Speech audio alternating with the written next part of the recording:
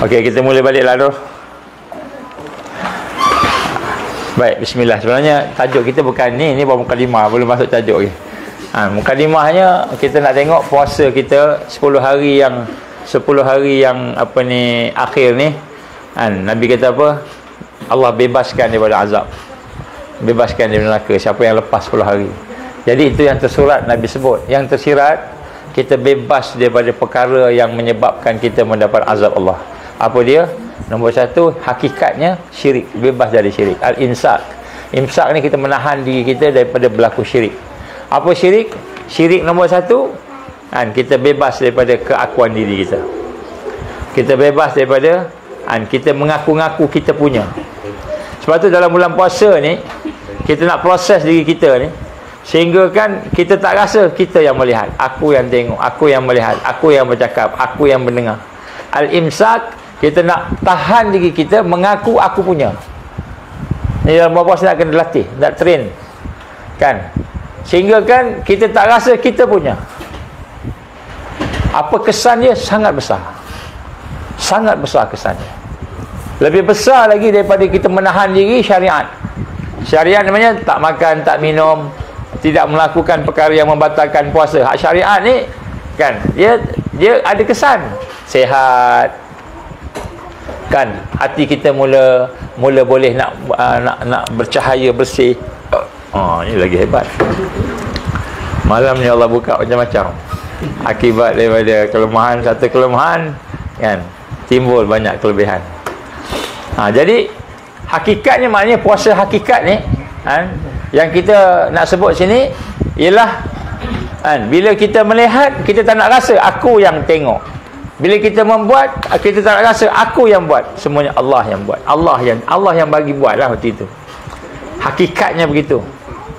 Jadi bila kita rasa kita lah yang ni, contohnya bila timbul rasa aku ni ujub, aku ni sombong, takbur timbul, batal puasa hakikat. Puasa syariat tak batal, puasa syariat masih on lagi. Tapi bila kita sombong ya, kita rasa aku lebih baik daripada orang kan, batal puasa hakikat kita.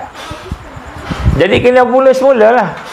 Jadi puasa hakikat ni tak habis sepanjang hayat. Jadi sebab tu kalau puasa syariat 30 hari ya, bulan Ramadan kan. Puasa hakikat ialah kita sentiasa dalam keadaan al-imsak. Nombor 1, kita menahan diri kita daripada syirik, benda-benda yang membuang keakuan diri. Jadi kita nak buang lah, latih lah Apa kesan dia? Kesan dia besar. Yang pertama sekali, al-iman al-amik, iman yang mendalam. Kita akan yakin pada Allah. Sebab kita dah tak ada pada kita tak yakin dengan diri kita. Kita yakin dengan Allah. Hari ni saya boleh. Kita yakin dengan diri kita. Padahal Allah yang boleh. Allah yang membolehkan. Itu syirik. Kita tak perasan kan? Saya boleh, Malaysia boleh. Ini zaman Mahathir kan? Saya boleh tu kan, dia mengaku diri dia, bukan mengaku Allah. Ni hakikatnya tu, dari sudut hakikatnya salah. Dari sudut syariat tak apalah, syariat ni saya boleh buat. Dari sudut syariat fizikal kita kan. Jadi bila puasa hakikat ini ialah puasa untuk kita menjadikan kita bebas daripada syirik. Nombor 1, kita buang keakuan diri kita. Jadi kita sehingga akibat daripada itu, yakin kita bukan lagi pada amal, sehingga tak bergantung dah dengan amal kita, tak bergantung dah dengan makhluk, tak bergantung dengan manusia, tak bergantung dengan dunia, tak bergantung dah. Hajat hati kita bukan lagi makhluk, bukan lagi manusia. Tertunggu-tunggu macam mana ni, tukang masak tak ada kan, kita nak makan bergantung pada tukang masak. Bukan kata fizikal, hati kita sedih sangat ni, tukang masak tak ada. Kenapa Ibrahim balik kampung? Tak ada orang nak masak kan. Kak Zurah tak ada. Tak ada orang nak potong-potong, nak masak, nak apa, tak ada. Aku tak makan hari ni kan. Bukan fizikal, hati. Akhirnya tak apalah, pergi carilah ambil makanan dekat depan tu, dekat pasar Ramadan. Tapi hati dah gantung kat tadi tu. Jadi puasa hakikat ni sebenarnya nak latih diri kita supaya al-imsak, kita menahan diri kita tadi daripada perkara-perkara yang mensyirikkan Allah. Kita letakkan diri kita depan. Ini latihan. Sehingga akhirnya kita tak bergantung dengan makhluk dah. Kita tak bergantung dengan amal, tak bersandar dengan amal. Amal pun tak bersandar. Hari ni orang bersandar dengan amal. Amal baca Qul huwallahu ahad 500 kali, maka kamu akan kebal. Dia pun baca lah 500 kali. Bukan kata tak boleh baca, tak boleh amal. Boleh baca, boleh amal, tapi jangan bergantung dengan amal. Kita beramal kerana nak taqarrub dengan Allah, nak dekat dengan Allah, nak ibadah pada Allah. Jadi kenapa beramal? Sebab Allah perintah. Allah perintah, kita junjung perintah Allah aja kan. Ini puasa hakikat. Latih kita macam tu, sehingga akhirnya kita jadi seorang yang kuat. Kuat kenapa? Sebab kita tak bergantung pada makhluk, tak bergantung pada diri kita, kita bergantung pada Allah. Maka pada masa itulah kita akan diberikan oleh Allah kekuatan. Kekuatan itu yang jadi lebih tu, jadi hebat tu. Itu yang ada ma'unah tu, pertolongan. Itu yang ada karamah. Karamah ni lahir macam mana? Bila seseorang tu lebur di dalam kehidupannya itu, lebur di bawah kekuasaan Allah, habis. Kan? Kalau kita kata ibaratkan besi. Kan, besi. Kalau yang munafik ni, kan, yang tidak faham hakikatnya, dia tempel-tempel aja. Kan, ibaratkan sebatang besi. Kan, katakanlah besi ni kan, katalah ni besi, sebatang besi kan. Masalah FB bukan masalah telefon, alhamdulillah. Tak payah beli. Pakai telefon lama boleh kan. Ni masalah FB. Pakai guna telefon lain pun sama juga, mak. Jadi nanti saya akan cerita tentang ma'unah dan karamah. Dia ada dia punya hakikat dia. Maknanya macam mana awliya Allah boleh dapat karamah tu, macam mana karamah boleh berlaku, asbab-asbab tadi, ataupun syurutnya, syarat-syaratnya. Lebur seorang awliya Allah, dia akan mendapat karamah, pertolongan Allah yang melangkaui batas adat kan, yang kebiasaan tu. Apabila diri lebur dalam kekuasaan Allah, maka ketika itu bila dia minta samalah macam apa yang Allah nak bagi ke dia. Jadi sebab dia dah lebur daripada diri, tak ada dah. Jadi dia takkan minta benda yang dia tahu kan tak patut pada dia, Allah dah bagi kepada dia. Jadi dia doa tu lah apa yang Allah nak suruh dia doa, maka dia doa tu mustajab. Syirik kepada Allah, kena bersih syirik, bersih daripada syirik, baru ada pertolongan Allah yang sebenar. Kalau tidak sekadar rezeki je. Rezeki yang memang Allah bagi pada kita, juga Allah bagi pada makhluk yang lain, juga kepada orang yang bukan Islam pun dapat rezeki juga. So Allah bagi tu sifat Allah Ar-Rahman, Allah bagi. Tapi sifat Allah yang khusus kepada orang beriman ialah orang yang mengenal Allah. Sebab tu bila kita berpuasa dalam bulan Ramadan, di akhir-akhir ni kita nak tengok hati kita kan. Hati kita ni dapat tahan tak diri kita ni daripada syirik. Yang pertama sekali, mengaku-ngaku tadi, keakuan diri. Bukan kita nak sebut, kita rasa je. Bukan aku yang buat, Allah yang buat. Maka akhirnya bila kita baca iyyaka na'budu wa iyyaka nasta'in, kan, hanya engkau yang aku sembah, kita rasa sungguh-sungguh Allah ni lah yang kita sembah. Dan nasta'in, hakikat kita ni kan lebur daripada kehidupan ini. Hakikat as-siyam, hakikat berpuasa. Jadi banyak hakikat puasa ni, dia menghidupkan diri kita ni bebas daripada pergantungan pada makhluk, bebas daripada pergantungan kepada mana-mana, termasuk amal kita sendiri. Kadang kita beramal, kita harap sesuatu. Jangan berharap sesuatu. Minta tak apa, jangan harap pada Allah je. Kalau Allah bagi, alhamdulillah Allah bagi. Kalau Allah tak bagi pun alhamdulillah juga. Sebab Allah bagi dan Allah tak bagi ada hikmah. Sebab tu hari ni kita rasa aku banyak dah usaha, banyak dah doa, tak dapat. Bukan sebab kan kita kata kita ni ada apa ke apa, tak. Memang Allah tak nak bagi. Itu sebenarnya. Kenapa Allah tak nak bagi? Adalah hikmahnya. Ada hikmahnya, kita tak terfikir. Kita tak terfikir. Ini hakikat dalam berpuasa. Jadi mudah-mudahan bulan Ramadan kita akan mendekati inilah.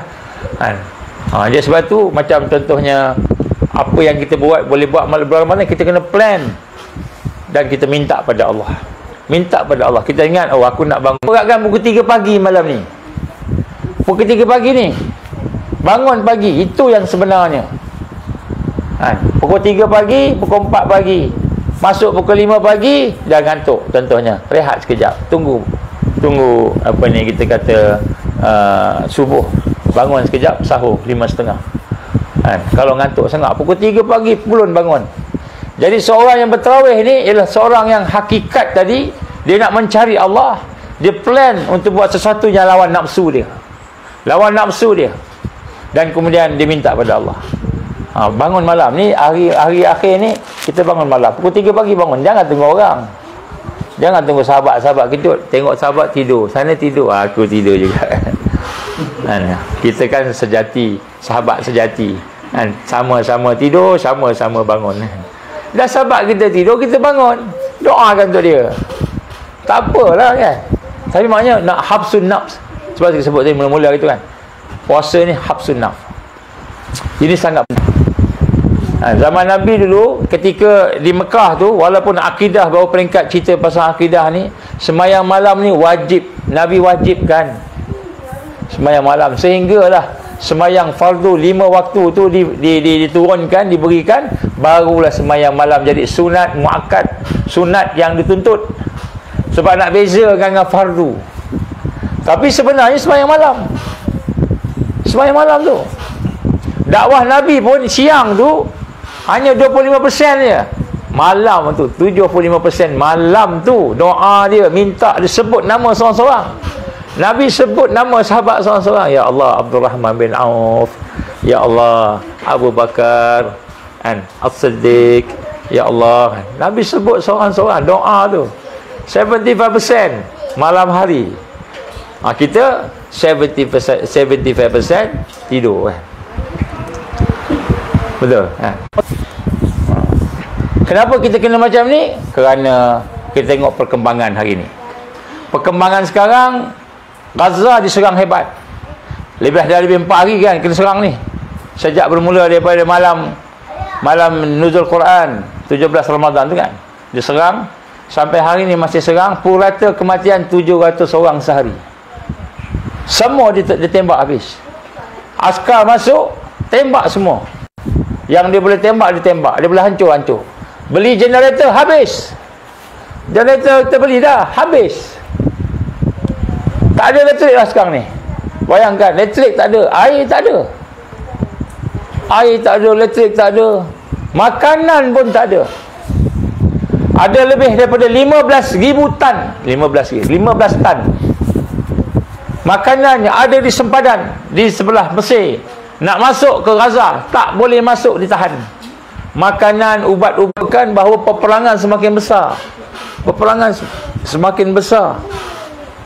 Dan bila peperangan semakin besar ni, maknanya apa? Maknanya kita nak kena tengok kan, bahawa persiapan untuk tajdid juga kena semakin intensif. Jadi bukan semakin hari banyak kita puasa, semakin nak dekat raya, semakin lengah kita dengan nafsu kita. Semakin lemah kita dengan diri kita. Makin fikir nak raya je. Sedangkan ujian dan fitnahnya semakin besar, cabaran semakin besar. Inilah perkara yang sedang berlaku. Disebut tadi, saya baru bercakap dengan mereka, dan dia menyatakan daripada sana mengatakan bahawa kan, kematian sepanggil hebat. Dan bila tanya apa yang kita boleh bantu, apa yang boleh bantu ni? Fizikal. Benda-benda fizikal ni. Kalau dulu nak beli generator pun kena bom habis. Di luar daripada jangkaan. Kena fikir di luar daripada out of the box. Ni sekarang ni dia kata. Sebab mereka dah sekat semua benda. Semua benda sekat. Gaza akan habis ni dia kata. Kalau ikut adatnya, Gaza akan habis. Ni sekarang ni dia habis-habisan. Sebab bukan Israel aja menyerang, Amerika pun ada. Tentera-tentera luar pun ada. Tapi mereka bersembunyi di belakang Israel. Kan? Yaman pun dah mula kena. Sebab tu saya sebut pagi tadi dalam surah Ad-Duha tadi, kuliah duha tadi, kita sebut sebenarnya apa yang berlaku hari ni ialah mereka nak mendirikan Israel Raya. Israel Kubra. Dan Israel Raya ni, the Great Israel ini, tanda kepada kedatangan Dajjal. Tanda kepada kedatangan Dajjal. Sama ada Dajjal datang sebelum dia tertegak Israel Raya, ataupun Dajjal Syawal, bulan Zulkaidah, bulan Zulhijjah, bulan Muharram, berlaku pertembungan yang besar. Macam nak perang lah. Kalau kita sebut tadi kan, gencatan senjata kurang lebih 40 hari kan. Jadi masa 40 hari ni orang Gaza ni dia bukan seronok. Dia fikir kalau perang lepas ni apa nak berlaku. Ni dah perang lah sekarang. Yang kita hari ni di bulan Ramadan jangan fikir oh nak raya. Fikir nak raya. Fikir macam mana nak raya, nak makan apa, pakai baju apa kan. Nak pergi mana, allowance apa sebagainya kan. Raya cuti macam mana. Dan rupa-rupanya yang sebenar, mukmin yang sebenar melihat tanda-tanda yang ada, maka dia akan melihat rupanya inilah masa nak prepare. Bila mereka menyerang Gaza habis-habisan sekarang, maknanya mereka sedang menyerang kita. Kita are next. We are next. Orang beriman ni next sekarang ni. Dan kalau di negara kita pula, kita melihat banyak akta telah diaktifkan. Akta-akta untuk banyaklah nak sebut 1, 2, 3, 4, 2 semua dah berjalan dah ni. Baik, ya sebab itulah pada malam ini marilah sama-sama kita melihat bahawa sesungguhnya fitnah yang digambarkan sebagai fitnah terbesar, sebagaimana Rasul sallallahu alaihi wasallam telah menyatakan dalam hadis yang sahih diriwayatkan oleh Imam Muslim, ma baina khalqi Adam ila qiyamatis saah khalqun akbaru minad dajjal. Tidak ada satu pun makhluk ataupun tidak ada satu pun daripada keciptaan Allah semenjak daripada Adam sehinggalah hari kiamat yang lebih besar fitnahnya, ujiannya daripada Al-Masih Dajjal. Jadi segala perkara yang berlaku sekarang ini yang menunjukkan kesusahan semakin memuncak, menunjukkan bahawa itu tanda-tanda fitnah yang terbesar akan keluar, itu Al-Masih Dajjal. Maknanya kita jangan ingat oh sana kena kita tak kena. Sana aja kena kepung. Sekarang ni bila tak pemikiran kita di luar. Sebab dia kata kalau kita tak buat apa-apa kan, maka Gaza akan habis. Dia sebut macam itulah. Gaza akan habis. Boleh tak nak hantar ni, nak hantar tu. Boleh nak kita nak masuk, nak hantar makanan. Kami nak beli makanan, hantar makanan. Tak ada makanan. Makanan tak ada.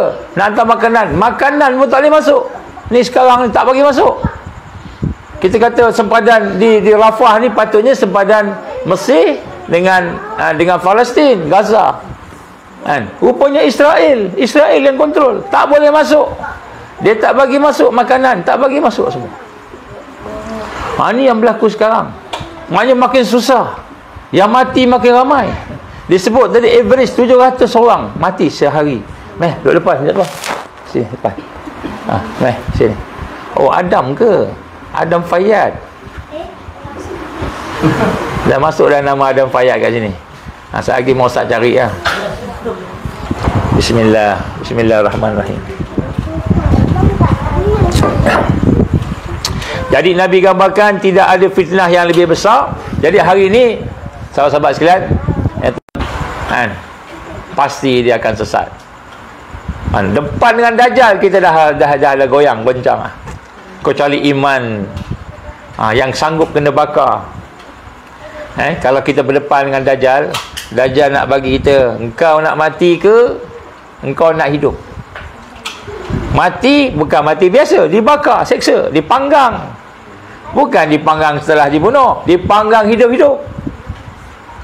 Sakit tak sakit? Kita boleh try cucu api sikit kat kita lah. Sakit tak sakit? Berapa lama, berapa saat boleh tahan api kat kita? Nampak api, maka kata Rasulullah SAW, orang beriman dia memilih api. Dia memilih api.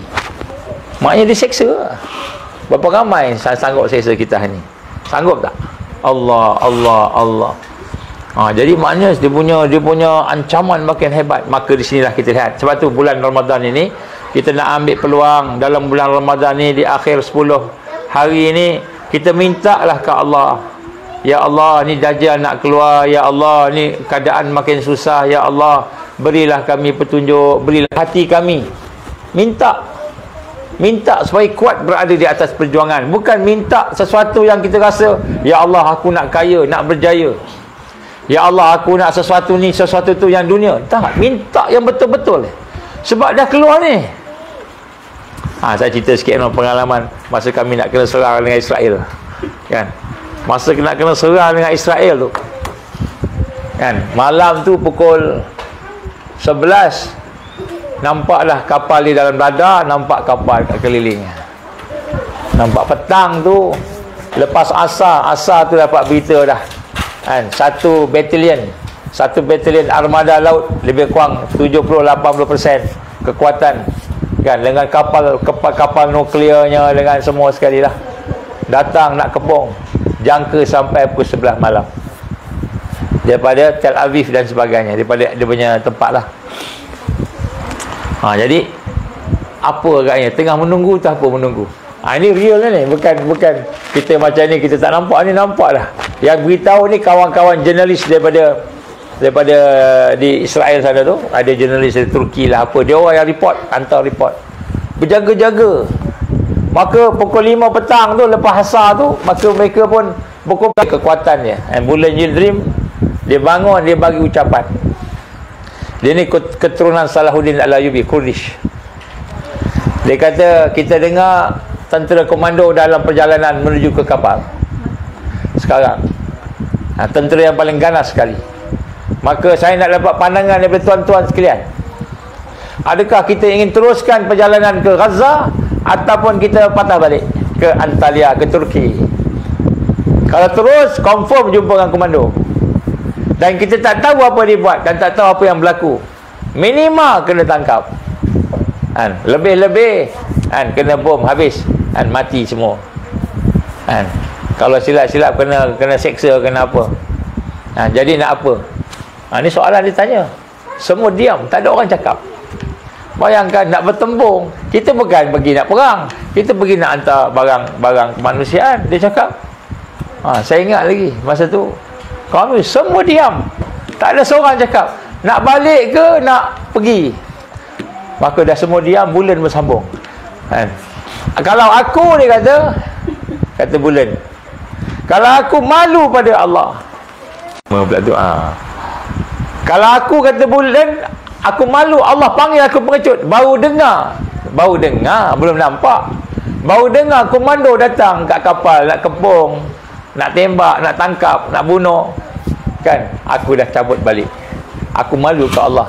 Aku semayang ni, Allahu Akbar, rupanya engkau lebih takut pada Israel Yahudi daripada Allah. Bukan Allahu Akbar, Israel Akbar. Aku malu ke Allah.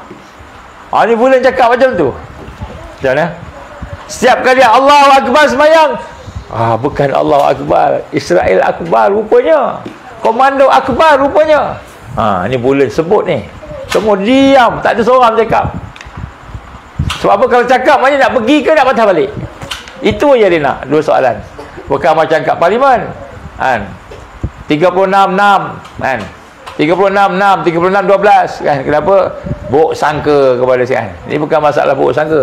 Dia tak nak jawab ya ke tak, kan. Ni kat parlimen lah, dengar kan. Tak, semua diam.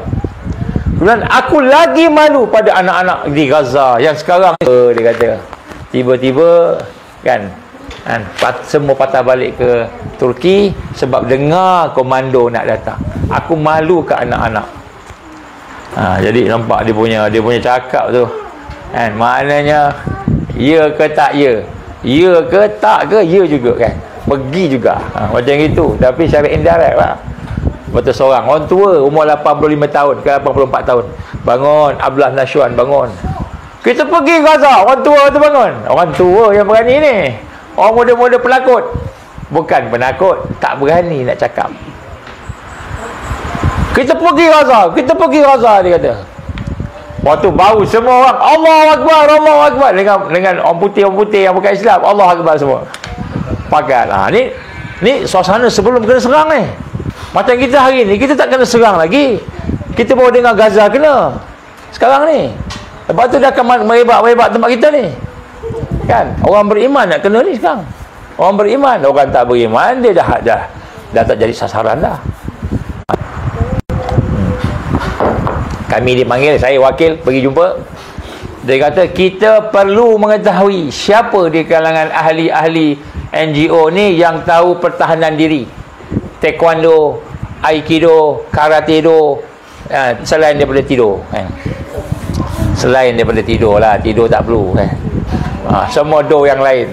Kemudian silat, apalah. Saya pun balik jumpa dengan kita punya geng Malaysia dan Indonesia masa gabung. Siapa yang pandai silat ni, siapa yang pandai pertahanan diri, semua tengok seorang ni. Rupanya yang ada silat langkah 1000 je semua. Silat langkah 1000 ada. Lebih baik tidak silat tidur kan. Cakap dengan tak ada Malaysia seorang dah. Sebab tu Malaysia tak ada seorang kat atas. Tak ada seorang kat atas. Bukanlah mana tak ada silat ni tak pandai lawan, bukan. Tapi nak sebut sini tak adalah yang terror-terror black belt apa, tak adalah kan. Setakat belt tali pinggang seluar dia lah kan, itu ya. Jadi masa nak tunggu tu pula dah tahu dah datang ni, tentu datang tu masa tu. Bayangkan tidur tak boleh, makan. Kita tak pernah ada kan suasana tu tau. Suasana diserang ni kita tak pernah. Suasana sedang menanti diserang, kita tak pernah. Kita duduk dalam aman damai Malaysia ni. Indonesia aman damai. Masa tu nak makan pun berkira. Korang tengah makan, kena makan sekarang ni. Kita makan sekarang ni. Waktu dah makan nak buang air pula. Nak buang air pun kira. Jangan lama-lama dalam tandas. Kan kita dalam tandas lama. Komando datang kan, tiba-tiba duduk tengah buang air kan. Dia tembak macam tu kan, mati tengah buang air kan. Malu lah. Tak nak mati dalam tandas kan? Berkira. Masa tu fikir. Tapi yang paling best sekali ketika solat. Ketika solat tu hilang semua, serah diri ke Allah. Itulah solat yang terakhir. Solat yang terakhir, menangis kan. Bismillahirrahmanirrahim. Kita memang rasa itulah solat terakhir. Sebab pukul 11 komando sampai. Semayang maghrib isyak. Masuk semayang maghrib isyak, kita buat jamak qasar kan. Buat jamak macam biasalah kan. Kita musafir kan. Jadi semayang tu kita semayang last lah. Maknanya malam ni mati. Kita bayangkan dia orang datang macam kat Palestin, tembak-tembak semua kan. Habis letup, habis satu kapal naik. Balik. Jadi bila kita bayangkan macam tu, maka masa semayang takbir aja hilang. Kita pernah tak semayang macam semayang tu semayang last, lepas habis semayang mati? Pernah rasa? Tak pernah. Tak pernah. Cubalah kita rasa. Ni bulan puasa ni minta, ya Allah izinkan aku semayang. Aku nak rasa macam mana semayang ni, semayang terakhir. Nak rasa. Minta Allah satu perasaan. Menangis. Angkat tangan doa. Doa kunut nazilah. Menangis. Ya Allah, sesungguhnya kami takut, kami lemah, kami hamba-Mu ya Allah. Imam baca bahasa Arab lah, daripada Jordan. Imam daripada Jordan baca, ya Allah kami lemah, ya Allah kami takut. Kau cabutlah takut ni ya Allah, keluar, campak masuk dalam dada-dada orang Yahudi tu ya Allah. Komando masukkanlah. Sungguh masa kena serang tu tak seorang tak takut, kecuali yang tak beriman je, yang tak semayang, tak minta tu. Duduk bawah meja. Yang Muslim tak seorang takut. Alhamdulillah. Ingat lagi seorang cerita, siapa nama dia tak, orang Lubnan. Masa tengah semayang subuh, dia mula serang masa semayang subuh. Saya semayang yang nombor 2. Nombor 1 dia orang semayang dulu. Kita berjaga gila-gila. Saya tak solat lagi sebab tengah tengok kapal datang ni, dia punya komando datang lah. Yang tengah semayang. Tiba-tiba tengah semayang dia tembak bom apa tu, macam bom asap, macam bom dia ada banyak bom asap, bom bunyi, kita pekak bom cahaya, pom bentuk cahaya keluar, buta mata kita, tak nampak lah. Lepas kena bom mata satu tak nampak lah. Jadi bom yang mula bom asap, dia tembak bom asap dulu tu, bom kan meletup kan, lalu dekat betul-betul dekat tengah-tengah saf kan, tengah-tengah saf. Lepas tu orang tengah semayang tu tendang tu tepi, tendang bom tu tepi kan. Kata aku tengok bom tu, selagi kalau aku biarkan dia letup dekat aku kena dia kan. Tengah semayang ni, semayang subuh ni, aku tengok bom tu dah mula keluar, asap dia keluar tak meletup ni, nak meletup kan. Lala aku ambil keputusan, aku tendang sana balik. Dia kan dah keluar pergi ke sebelah sana pak. Tadi orang saya tendang ke dia tendang ke sana balik kan. Kena kawan tu balik kan. Tengah semayang ni kan. Lepas tu ada seorang berani, tak tahu siapa, dia turun, dia ambil, dia baling ke bawah. Maknanya kalau dia masa dia ambil tu, meletup pecah tangan dia. Dia berani dia ambil, dia baling keluar, baling ke bawah lah. Ini semua pengalaman-pengalaman. Itu masa kena serang masing-masing, tapi berani ni kan. Jadi gelak lah, jadi gelak. Yang takutnya ialah komando je berlaku. Sebut Allahu Akbar semua kan, semua berlari. Baik, jadi nak sebut sini, sekarang Gaza kena dah, kena habis-habis. Dan kita nampak kan, Malaysia pun dah mula nampak macam-macam berlaku sekarang ni. Indonesia pun sama. Yuftanun kan. Apakah manusia menyangka bahawa mereka akan dibiarkan dengan hanya berkata kami beriman, yaqulu amanna, sedangkan mereka belum diuji lagi. Jadi Allah akan uji kita. Ya, sebab itulah bulan Ramadan ni kita nak kena jadikan bulan yang boleh maksimumkan persiapan kita berhadapan dengan kesusahan-kesusahan yang mendatang, yang kita tak tahu apa yang kita akan hadap. Kita tak tahu kita akan hadap bencana ke, kita akan menghadap dengan kuarantin ke, kita akan menghadap dengan penjara ke, kita akan menghadap dengan orang yang akan pukul ke, kita akan menghadap dengan peluru ke. Tak tahu. Kita tak tahu. Jadi sebab tu bulan Ramadan ni kita kena maksimumkan. Kita ni berapa hari ni maksimum ni. Jadikan pukul 3 malam itulah solat tarawih kita. Yang lepas isyak ni kita buat inilah rehat-rehat tarawih ni, maknanya sembahyang dalam keadaan. Sebab itulah apa yang kita gambarkan kat sini fitnah yang terbesar yang digambarkan Rasul SAW itu ialah datangnya Al-Masih Dajjal, dan Dajjal itu akan datang dengan keadaan membawa ujian yang besar. Jadi kita lihat perancangan jahat mereka yang telah saya beritahu pada semua sebelum ini telah pun sampai kepada kemuncak. Dan apa yang mahu dilakukan oleh Dajjal dan tenteranya, yuridu an yutfiu nurallah bi afwahihim wa ya'ballahu illa an yutimma nur walau karihal kafirun. Mereka mahu memadamkan cahaya Allah. Mereka nak padamkan Islam. Dia bukan nak bunuh orang. Dia bukan nak ambil harta kita. Dajjal ni, syaitan ni, dia nak habiskan agama kita, nak padamkan cahaya, bukan hanya pada negara ke, masyarakat ke, sampai ke anak-anak, sampai ke individu. Besok Dajjal tak boleh dah nak kenal Allah. Nak kenal Allah salah, haram, akan dijatuhkan pengganas. Ini mereka nak memadamkan cahaya Allah Subhanahu Wa Taala. Jadi sebab itulah digambarkan kepada kita, ini adalah fitnah yang paling besar. Fitnah yang paling besar. Maka apakah yang patut kita buat daripada hari ini? Inilah insya-Allah yang kita cuba tengok. Ada beberapa perkara kita ulang kaji lah. Yang pertama sekali, mulai daripada hari ini kita kena minta pada Allah supaya kita diselamatkan daripada fitnah. Baca doa ni, Allahumma inni a'udzubika min azabi jahannam wa min azabil qabr. Wa min fitnal mahya wal mamat wa min fitnal masih dajjal wa min al ma'sam wal maghram. Kita minta Allah jauh daripada segala perkara-perkara yang digambarkan supaya merosakkan kita, termasuklah al-masih dajjal. Di doa ni hafal dan kemudian baca setiap kali selepas tahiyat akhir sebelum bagi salam. Kemudian doa inilah doa yang telah diajarkan oleh Rasulullah SAW kepada sahabat-sahabatnya, dan memang sahabat-sahabat baca. Ini hadis sahih. Yang kedua, kita pasti mengamalkan surah Al-Kahfi. Sama ada pada tiap-tiap hari Jumaat kita baca penuh satu surah, ataupun kita baca 10 ayat tiap-tiap malam. 10 ayat yang pertama atau 10 ayat yang akhir. Jadikan amalan. Sebab fitnah yang datang nanti lebih besar daripada fitnah yang kita terfikir. Yang kita terfikir yang ini apa benda, susahnya, sakitnya, dia lebih besar lagi. Ini kena baca. Kenapa? Ini adalah apa yang diperintahkan oleh Rasulullah sallallahu alaihi wasallam, yang telah diberikan panduan oleh Rasulullah SAW untuk kita buat.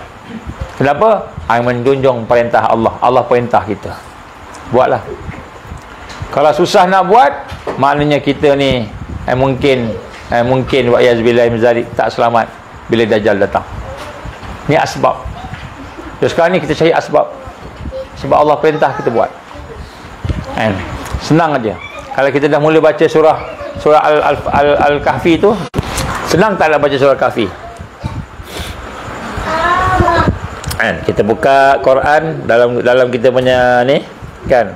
Buka surah Al-Kahfi, kan? Lepas tu kita tengok dekat surah Al-Kahfi tu, kan? 10 ayat yang pertama. Bismillahirrahmanirrahim. Alhamdulillahilladzi anzala ala abdihil kitab wa lam yaj'al lahu 'iwaja. Kita baca sampai habis, kan? Lepas tu, kan, kita tidur. Biasakan, jadikan amalan. Ini cahaya. Jangan tinggal. Kalau kita tak pandai baca, belajar baca. Macam kita belajar baca Fatihah, macam itulah kita belajar baca ni. Kenapa? Ini dah akhir zaman. Kalau 100 tahun lepas, 50 tahun lepas, 10 tahun lepas, tak apa, tak hafal. Tak apa, tak baca, tak apa lagi. Ni. Dajjal nak keluar, kena baca. Kita wajibkan diri kita baca. Wajibkan diri kita. Walaupun ini bukan satu ibadah wajib, kita wajib. Dajjal nak keluar. Kalau Nabi ada, Nabi suruh kita buat ni. Baca ni. Supaya apa? Supaya ada kekuatan. Tapi Nabi dah tak ada. Yang tinggal hadis dia. Kan, yang tinggal sunnah dia. Baca. Jadi bila baca tiap-tiap hari ni, insyaAllah hafal lah. Hafal. Jadi siapa yang tak pandai baca, tak apa. Belajar baca. Kita ada ramai sahabat-sahabat ni. Kan? Ada yang pandai baca sikit, tak pandai baca banyak. Pandai sikit, tak apa. Yang baik sikit. Dengar aku baca. Alhamdulillahilladzi anzala ala abdihil kitab walam yaj'al lahu 'iwaja. Ni ada apa ni, sakta ni? Apa benda? Tanya hukum macam mana baca. Baca. Baca. Jadi nombor 1 doa, nombor 2 baca. Dan telah terbukti dah di kalangan sahabat-sahabat kita yang baca, yang amalkan. Ada di kalangan sahabiah kita yang baca, yang amalkan. Surah Kahf panjang sikit. Baca. Sampai Allah tu beri petunjuk kat dia. Allah tunjukkan dia. Antara yang susah nak tengok mana pemimpin yang baik, mana pemimpin yang soleh ni, yang nak pandu kita tu susah. Allah tunjukkan pemimpin yang jahat ni. Dia nampak pemimpin yang jahat. Bukan dia minta ke Allah, Allah tunjuk dia. Tu sama cahaya daripada surah Al-Kahfi. Ada seorang kawan ahli politik, saya sebut dalam surat kuliah duha tadi. Dia nak masuk politik, dia diminta supaya bertanding. Walaupun dia bertanding dan kalah, Allah izin kalah. Maksudnya Allah tak nak dia duduk dalam tu lah. Dia pergi jumpa Pak Sumit, cakap dengan Pak Sumit, saya ni diminta oleh kawan-kawan supaya bertanding. Dia kata, apa pandangan Pak Sumit? Masa tu dia minta cakap berdua dengan Pak Sumit. Pak Sumit suruh dia masuk bilik, baca. Setiap kali keluar rumah baca. Bukan satu hari sekali, tak. Bila keluar rumah, sebelum keluar baca. Pak Sumit suruh. Ni dia pun amalkan. Dia kata kat saya, dia kata Allah izin, dia nampak tipu daya politik ni, sehingga dia tak terpengaruh, tak bersama dengan dia orang. Tak bersama. Dia nampak yang ini tak betul ni, walaupun dia bos dia, walaupun dia Tan Sri lah, Datuk Sri lah, apa Sri semua kan. Dia nampak, oh ini tak betul ni, tak betul. Akhirnya dia terselamat. Ini semua adalah sunnah yang Nabi suruh buat, terutama ketika Dajjal nak datang ni. Dajjal nak keluar. Kita kena buat. Jangan kita pandang ringan dengan sunnah-sunnah. Ni ada antara perkara yang perlu kita insya-Allah amalkan, latih. Bukan kita suruh bergantung dengan amal ni, tapi Allah suruh kita buat melalui Rasulullah SAW. Kita buatlah. Saya buat 10 ayat. Ini yang minima ni, kita bagi minima ni. Kita tak bagi lagi hizib perang, ayat perang, doa perang, tak bagi lagi ni. Nanti bila nak dekat sampai kita bagi. InsyaAllah. Tu memang orang sihir kita, kita kena balik kat dia. Sihir kita kena balik kat dia. Kita mungkin kena lah juga sebagai kifarah apa-apa dosa kita tu. Adalah kena apa-apa, tapi tidak menjejaskan. Tapi paling dia akan kena balik. Jadi dia jadi takut nak buat kita. Kalau dia pandai sungguh, dia tahu kita ada benda-benda macam ini, dia nampak maka dia nak sihir pun takut. Sebab dia tahu akan patah balik ke dia. Ni semua ayat perang. So ayat perang ni kemudian lah, kita cuba buat dulu ni, amalan Al-Kahfi dengan doa tadi kita buat jadi amal. Tuan-tuan yang ada di di FB ni, buat ini untuk senjata kita mempertahankan diri kita. Kita akan diserang, confirm diserang. Ni sekarang pun kena serang ni. Kalau datang arkin ni macam-macam dia. Sakit perut lah, sakit kepala lah. Itu bagian sakit lagi bagian-bagian kereta rosak lah. Tiba-tiba pokok tombang depan rumah nak keluar tak boleh. Waktu sampai macam tu, benda yang salah. Start tak hidup. Tak ada benda yang salah. Akhirnya baca ayat kursi, minta ke Allah, start hidup. Sampai macam tu sihir. Orang yang nak bangkit ni memang akan ada sihir. Jadi sebab tu doa tadi, surah Al-Kahfi, dan insya-Allah ada hizib-hizib, insya-Allah kita akan bagi kemudian. Ada amalan-amalan yang diwariskan daripada tuan-tuan guru kita, daripada ulama-ulama dulu yang datang daripada sunnah juga. Insya-Allah kita buat untuk membina kekuatan diri kita. Itu yang pertama dan kedua. Yang ketiga, untuk dapatkan perlindungan daripada Allah, maka kita ulang balik, kita kena hidup bersama prinsip Islam dan perjuangannya. Jadi bukan sekadar Islam sahaja, sebab Islam akan diserang. Sehingga kita hari ini kalau tidak berjuang, orang tak berjuang, Allah tidak akan tetapkan kaki dia, Islam dia akan terkeluar ataupun terseleweng. Wa izazubillah min zalik, mudahan kita tak termasuk. Sebab tu Allah gambar apa? Ya ayyuhallazina amanu in tansurullah yansurkum wa yusabbit aqdamakum. Wahai orang beriman, 3 sunnah. Dakwah, tarbiyah dan jihad fisabilillah. Ini berjuang.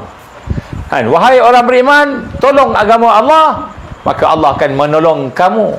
Bila kita berjuang tadi, dakwah, tarbiyah dan jihad, maka Allah akan tolong kita. Allah akan berikan kemenangan kepada kita. Menang confirm insya-Allah.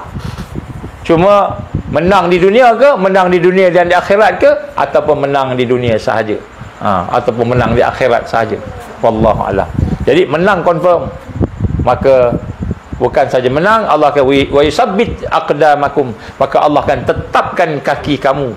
Maknanya kita tak akan sesat dan tak akan terseleweng insya-Allah. Jadi sebab itu kita kena hidup bersama Islam dan perjuangan. Bukan Islam saja, Islam dan perjuangan. Kenapa kita perlukan perjuangan? Kerana kita diserang. Kalau dulu mungkin serangannya tak kuat macam sekarang. Bila Dajjal nak datang, dia akan serang. Maka prinsip perjuangan, ada 3 prinsip asas keselamatan hidup. 3 prinsip asas keselamatan hidup. Ada 5 prinsip perjuangan hidup dalam Islam, dan akan ada satu lagi prinsip untuk mendapatkan kejayaan. Satu prinsip kejayaan. So ada 3, 5 dan 1. Ini secara ringkas. Yang pertama sekali, hidup bersama prinsip keselamatan ada 3. Bagaimana yang Allah gambarkan kepada kita. A'udzubillahi minasyaitonirrajim. Innal ladzina amanu wal ladzina hajaru wajahadu fi sabilillah ulaika yarjuna rahmatallah wallahu ghafurur rahim. Sesungguhnya orang yang beriman dan orang yang berhijrah dan orang yang berjihad pada jalan Allah, mereka adalah orang-orang yang akan mendapatkan atau mengharapkan rahmat Allah, dan Allah yang Maha Pengampun lagi Maha Penyayang. Jadi, iman bukan saja yakin, tetapi iman mesti dia ada asas dan kefahaman. Maksudnya al-iman ini, yakin ni, dia bermula dengan mengenal diri kita, mengenal Allah Subhanahu wa ta'ala. Jadi iman ni dia bermula dengan kenal Allah. Sebab tu kita kena kenal Allah, kita kena kenal diri kita. Al-iman, kena bersih hati kita. Kerana iman tak akan ada pada hati yang kotor. Kalau hati kita kotor, iman tak akan ada kat situ. Dia akan rosak. Jadi kekotoran dalam hati kita, dekat situlah akan jadi jalan Dajjal masuk. Demi jarum dia masuk kat situ. Jadi kita kena kekuatan iman. Iman ni pula ada proses dia. Dia ada tarbiyah. tarbiyah rohiyah, tarbiyah hati, dan kemudian tarbiyah iman, kan, yakin tadi. Kita kata tarbiyah imaniyah. Jadi kita kena faham yang pertama. Jadi dalam kita hidup ini mesti memahami tentang proses iman. Ini satu. Yang kedua, hijrah. Hijrah ni maknanya kita kena berpindah daripada, Nabi gambarkan la hijrah ba'dul fath illa niyah wal jihad. Tidak ada hijrah setelah pembukaan kota Mekah, maknanya hijrah tempat Mekah ke Madinah, melainkan niat dan jihad. Jadi kita kena faham apa maksud niat dalam perjuangan, apa maksud jihad dalam perjuangan. Jadi ini semua adalah kaitan dengan hijrah. Jadi hijrah ni benda yang kena buat. Jadi sebab tu kita kena faham hakikat hijrah. Apa beza hijrah dengan uzlah? Uzlah, macam kita kata akhir zaman nak kena macam ikut orang Al-Kahfi, kan? Al-Kahfi. Jadi kita kena faham yang ini. Ini prinsip. Kemudian lepas tu jihad fi sabilillah, 3. 3 prinsip ni adalah merupakan prinsip yang asal, yang mana prinsip inilah yang akan membawa kepada keselamatan. Jadi macam mana nak buat, maka kita kena bersama-sama dengan kefahaman. Jadi insya-Allah kita akan sambung nanti tentang yang nombor 3 ni, hidup bersama dengan 3 prinsip keselamatan, hidup bersama 5 prinsip perjuangan, dan kita hidup bersama dengan 1 prinsip kemenangan. Satu amalkan, untuk yang pertama kita kena amalkan doa dan surah Al-Kahfi ataupun 10 ayat Al-Kahfi. Boleh kita masukkan dalam kita punya jadual hidup kita lah, bacalah. Yang lain-lain teruskan, yang kita bacaan apa semua teruskan. Ini kita tambah 1 lah. Sebab dekat sangat lah, dah dekat sangat. Baik. Kemudian insya-Allah nanti kita akan sambung kemudian. Kita akan sambung mungkin kuliah lepas yang akan datang. Cuma saya nak sebut pada malam ni, terutamanya pada sahabat-sahabat Ansar, jalan UJK dan sebagainya. Keadaan semakin mencemaskan. Keadaan semakin mencemaskan. Maka kita diminta untuk maksimalkan persiapan kita. Kita diminta maksimalkan persiapan kita. Semua persiapan. Sama ada persiapan dari sudut fizikal, persiapan dari sudut spiritual ataupun mental, dan persiapan dari sudut silah ni dari sudut kekuatan. Silah ni senjata, tapi maknanya kekuatan. Jadi kekuatan ni, terutamanya kita minta supaya kita sama-sama dapat menggabungkan diri kita seerat yang boleh, sesuai dengan prinsip kemenangan yang ketiga yang kita tak sebut lagi, iaitu prinsip kemenangan yang tadi 1, 2, 3 tu kan. Yang ketiga tadi ialah mesti bersama dengan Taifah Mansurah, kelompok yang dijanjikan kemenangan. Kita mesti bersama. Jadi kita kena bersama, maknanya bukan daftar ni ikut ROS kan, tetapi bersama maknanya hidup bersama. Sama ada kita duduk jauh ke duduk dekat ke macam mana ke, tetapi kita bersama-sama dengan mereka yang berjuang, kerana kita akan terpecah 2. Bila Dajjal keluar besok, orang Islam pecah 2. Yang pertama, yang beriman sikit pun tak ada nifak, tidak ada munafik. Yang kedua, yang munafik sikit pun tak ada iman. Jadi kalau kita tidak bersama dengan kelompok Ahlus Sugur, kelompok yang berjuang tadi, kelompok yang diberikan kemenangan, maka kita akan tercampak kepada kelompok yang satu lagi. Dekat depan kita ni ada 2 jalan. Allah sebut gambarkan dalam Quran kan, wa hadainahun najdain. Di depan kamu ada 2 jalan, ada 2 petunjuk tadi. Maka yang pertama al-iman, tidak ada sikit pun nifak. Yang kedua, sebelum Dajjal keluar, orang Islam akan pecah 2. Yang pertama, yang nampak Islam, ada janggut, ada kopiah, ada serban, ada jubah, semua ada, tapi munafik. Hati dia munafik, syirik kepada Allah. Kan, baru-baru ni seorang ustaz ni dia pergi ke Mekah buat umrah.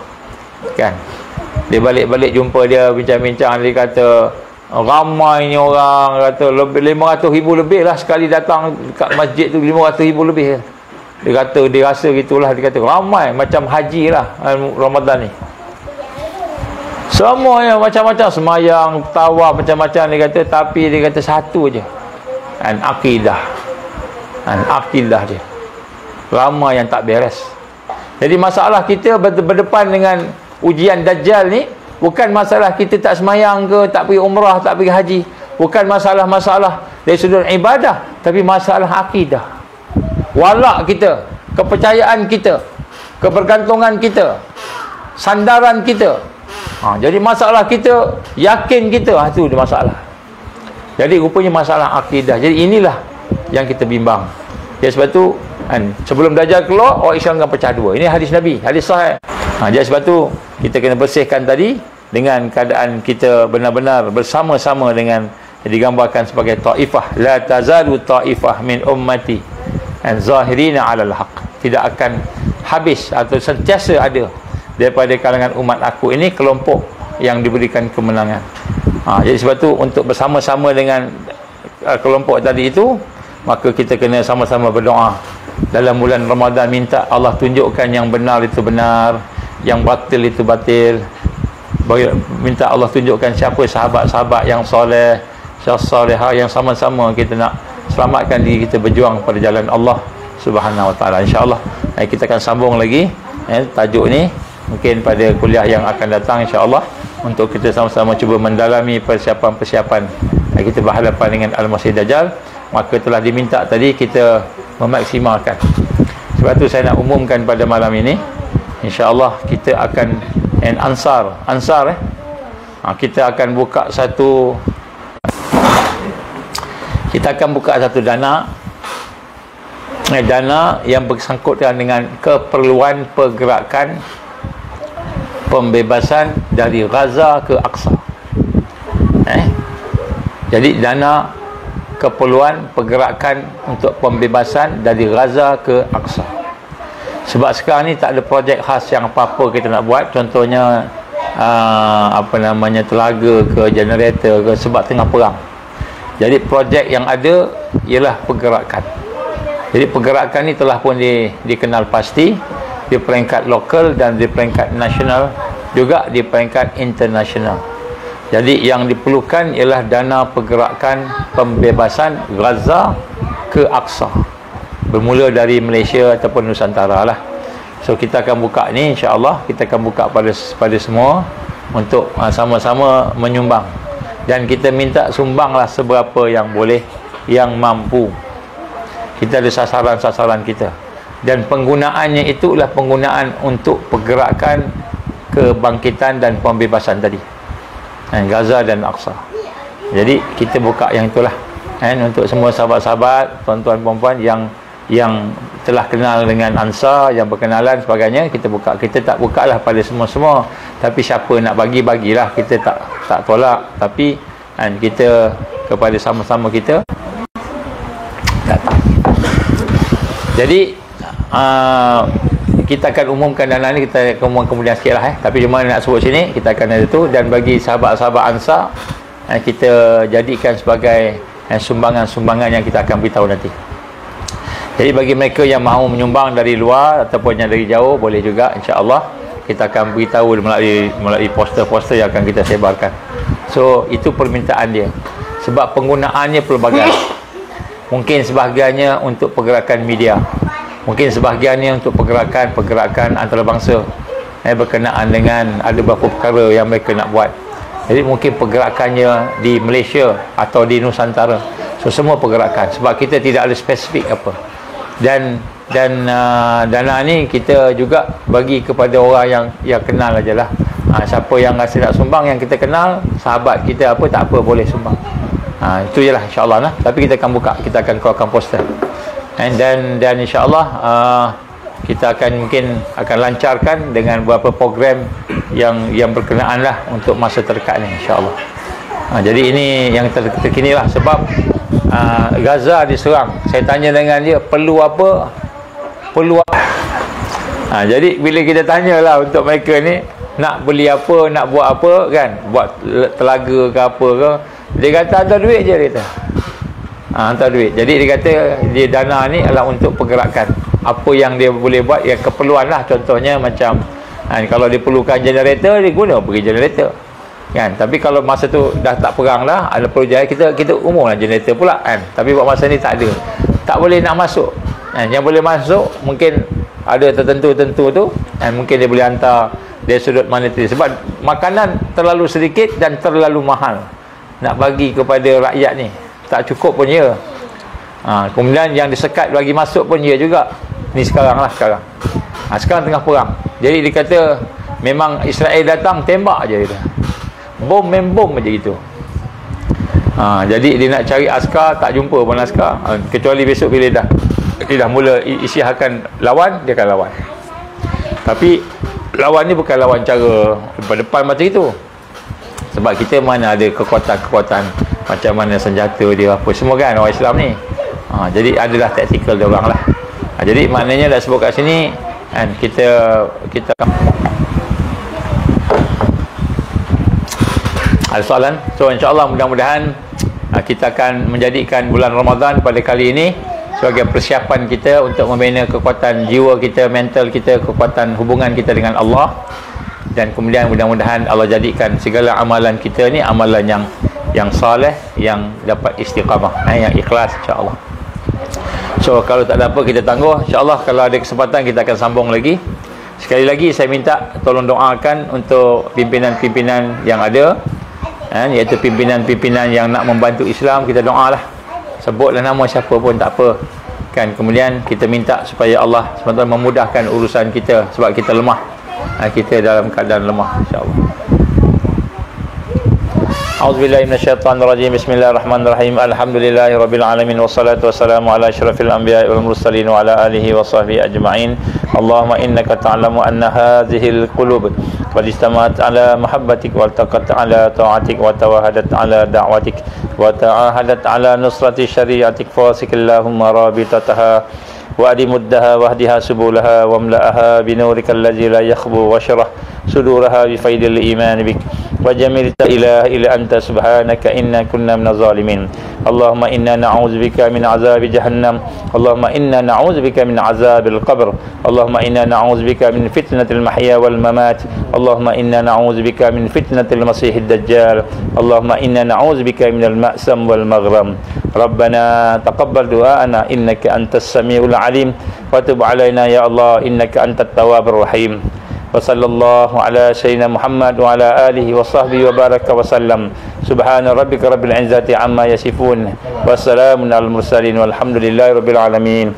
Subhanakallahumma wa bihamdika asyhadu an la ilaha illa anta astaghfiruka wa atubu ilaik.